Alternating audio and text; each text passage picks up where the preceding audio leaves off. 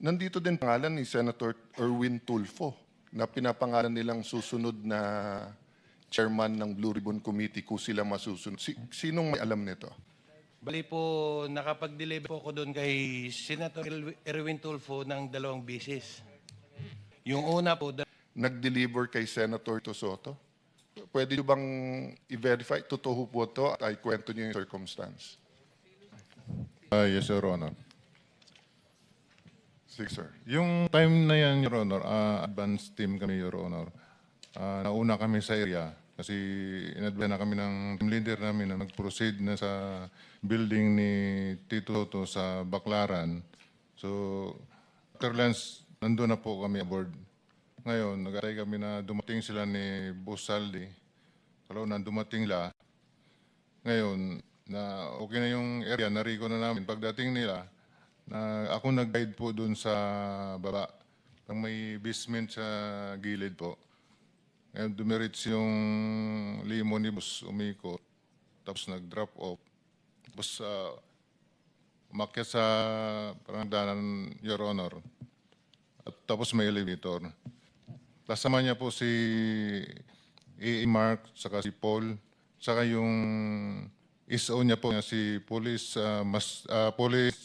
Major Dichoso po. Tapos noon, pasakay siya sa elevator, pagbukas ng elevator, may nagsalubong po doon. Sumakay sila. Tapos yung malita po na dala po namin, nadala po ng mga kasama po, tulak-tulak po nila yung dalawa, hinabol ko yung dalawa, at sinamay po sa elevator. Tapos yung the rest po na ibang malita, hindi po nakahabol. Nauna na po, akyat sa taas po. Anong dineliver nyo? Pera? Pera po. Alam mo magkano? Large po, malaki. Large. Ang large usually, ang laman ay... 40 to 70 po. So, ilan ang dineliver? 40 to 70 po yung So, isang laman po. maletang. 5 po, 5. 5 maleta na Opo. tig 40. Yes, Your Honor. Yeah. So, more or less, kailan? Again, Your Honor. More or less, kailan? When? Year 2024 po, bago mag... Campaign period. Yes po. Okay. So, kaya ako to tinatanong dahil mabigat sa akin to dahil nga pinaniniwala natin yung Blue Ribbon Committee na pinamunuan ni Senator Lacson, but everyone knows magpartner talaga yan si Senator Tito Soto and Senator Lacson, no? Not partners in business but partners in politics, no? And then dun sa susunod na paragraph pero walang pangalan kung sino, nandito din pangalan ni Senator Erwin Tulfo na pinapangalan nilang susunod na chairman ng Blue Ribbon Committee kung sila masusunod. Sinong may alam nito? Dito po si... So, babalikan kita, sir, ha, dun sa details kay Senator Soto. Kay Senator Tulfo? Ano magandang umaga po, Your Honor. Ako po yung involved doon kay Senator Erwin Tulfo. Sir, pangalan tapos pakikwento na lang yung circumstance. Ako po, sir, si Bernard Gumban. Bali po, nakapag-deliver po ako doon kay Senator Erwin Tulfo ng 2 beses. Yung una po, 2 maleta, tapos yung pangalawa po, 6. Ano yung dong maleta? Anong size? Maliit na po, small tsaka medium siguro. Small. Ano ulit laman ng small? Nasa 20 to 25. Okay, and then medium. Yung po. Medium ata yung 20 to 25, no? Tama ba? Maliit po. Yung small po, Okay, tapos yung medium. nasa 40 to 50. Okay, so ang dineliver mo is from 60 to 70. Okay. Tapos yung pangalawang beses po, Your Honor, 6 na mali na po. 6 na gano'ng kalaki? Halo-halo po. Halo-halo na. Opo, So, Your Honor. even assuming small lahat, kung 6 sa 25, at least 150, no? At least. Oo. Yes, Saan ang first at saan yung second delivery? Dito sa may bahay niya po, Your Honor, dito sa Green Hills. Green Hills. Paano nyo alam na bahay? Tinanong ko po si Mark Tiksay. Sabi ko, Boss Mark, kaninong bahay po ba yun? Sabi niya kay Senator Erwin. So pagdating nyo doon, katulad nung kwento doon sa Ilocos, so may sumulbong, kinuha lang, pinapasok kayo, paanong... Bali po, Your Honor, Si Mark po, si Boss Mark, si Mark Tiksay, tsaka yung contact doon sa bahay ni Senator Erwin, sila po yung nag-uusap niyan. Tapos pagdating po doon sa bahay, ibababa po namin yung mga malita, tapos ihatid doon sa loob. Yung nagre-receive na po yung si Boss Mark na po, tsaka yung nagre-receive yung bala. So hanggang saan ka nakapasok? Nakapasok po ko doon, yung bahay po may basement eh. Hanggang sa ano lang. Pero Basement, pababa. kasama kotse or bababa? Hindi po, Your Honor. Yung malita po, Yung maleta. Tinulak So yung sa kotse sa parking lang kayo, sas lang po ng bahay. tapos nadala yung maleta hanggang sa basement. Papasok lang po kasi may sumalubong na po doon eh, yung... Okay. yung ano So po kung yun. halimbawa dadaan namin dun sa mga lugar na sinasabi niyo, matuturo niyo na ito yung bahay tapos Yes, masasabi Your niyo Honor. dito yung basement. Yes, sir. Yes, sir. Opo. Third lang, nagulat lang ako sa mga pangalan na to. Letter J, Franz Castro. Nasa Progressive Act to at nandito siya nung Martes. Martes at this week nandito siya eh. Sino may alam nitong kay Franz Castro? Nasa paragraph 43. Tapos Leila de Lima. Tapos may nakalagay dito sa Polo Club na bigay. Sino po dito? Nagugulat lang po ako kasi traditionally ang anti-Marcos, yung progressive groups and yung Dilaw at Pink. Pero recently sa nangyayari sa Senate, Marcos na rin eh. Pag biglang nandito mga pangalan nila. Again, that doesn't mean this is true. That's why I want to found. Sinong may anong kay Leila de Lima at saka kay Franz Castro? Mga kongresista. Si Franz Castro, Your Honor, laging ka-meeting niya nila boss Saldico sa opisina niya doon sa Congress po at saka sa townhouse.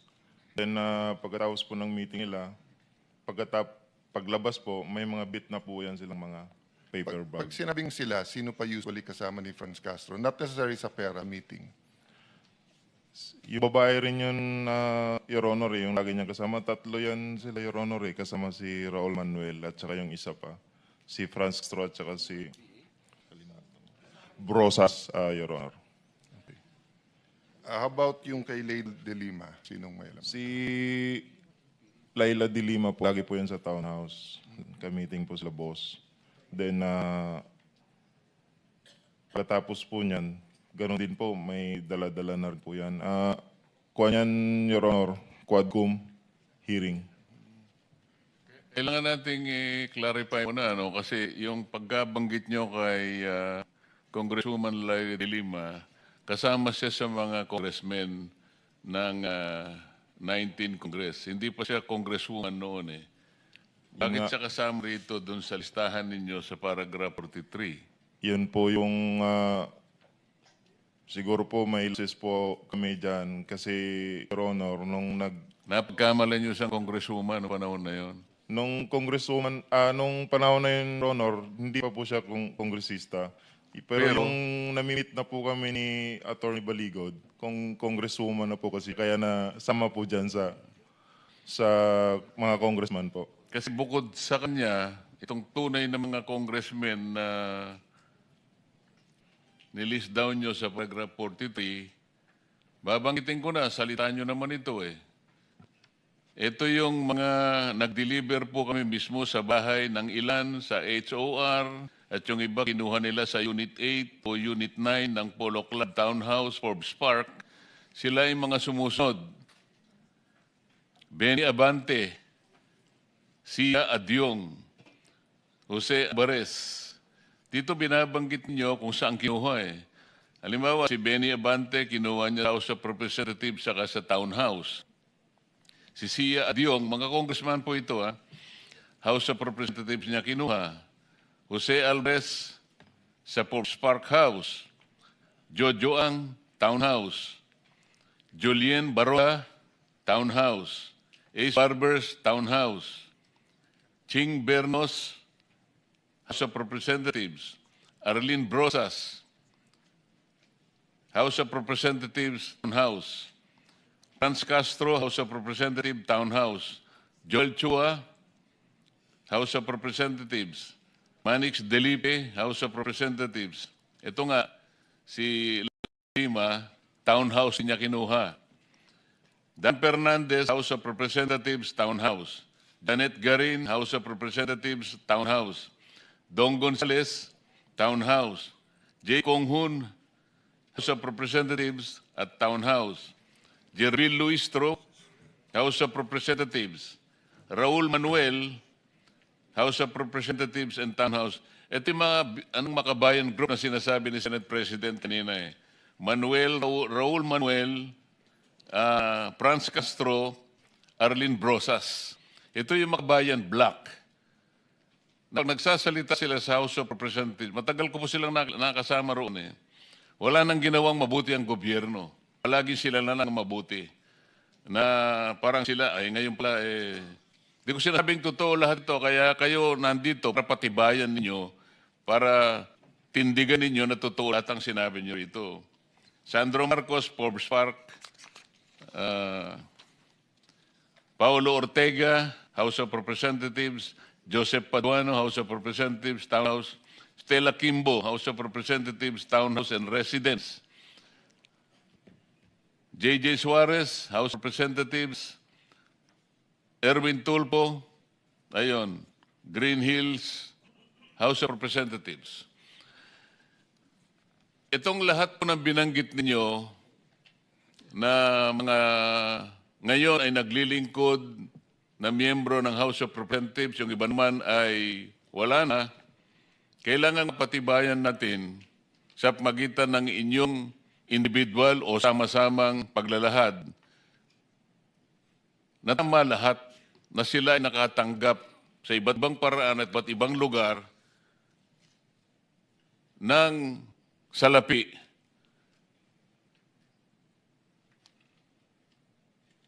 Na kailangan nating mapatunayan ngayon.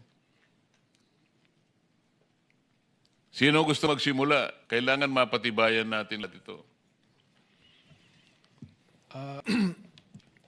Your Honor, itong mga dating mga sundalo natin, ay meron silang na-share sa akin na screen capture ng kanilang chat group, no?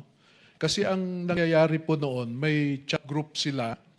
Pag mag-deliver sila ng pera sa personalidad, ay kinukuhanan nila ng picture at ipinapasa sa chat group nila. Pag nakita po yun ni Ginoong Zaldico, fino-forward niya doon sa recipient at sinasabi, okay na ako sa iyo ha, etc.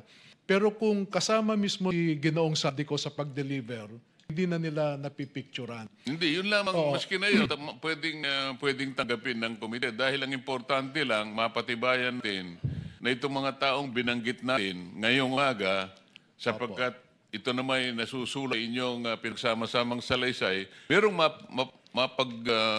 mapagbabatayang... Ito no, noong April 8, Tuesday po ito, may nag-text yung si Police Captain Alvin Nugid, yung parang team leader po nila. Sabi niya, Franz Castro, saka Arlene Brosas, dito na sila, sir. Tapos may sagot, sir, may kasama pa daw sila, continue daw. Pabato na lang, sir, sa truwa sa baba. And then may naipasa rin nga sa akin na isang picture ni Congresswoman Brosas doon sa opisina ni Congressman Saldico, no? So si Congresswoman... So lahat ng nabanggit nating public figures ngayon, merong mga confirmatory na ebidensya sa chat ninyo, kung hindi man litrato, confirming that all of them Opo, receive these kickbacks. yung pag-receive po ng kickback, sabi ko, pinapadala sa group nila. Yun nga, merong coverage na chat group report, kung ano man ang tawag ninyo, para mapatunayan nating isa-isang mga ito na nakatanggap ng kickback. Hindi po exactly na one-on-one correspondence po, no? Dahil yung iba po na na-capture nila sa screenshots, through screenshots, nakuha po sa telepono ng iba. Pero may naiwan din po sa na maibibigay po namin sa inyo. I think ang ibig sabihin, Chairman, katulad nung nagtanong ako kay Senator Tito Soto, allegedly, sinagot nung tatlo na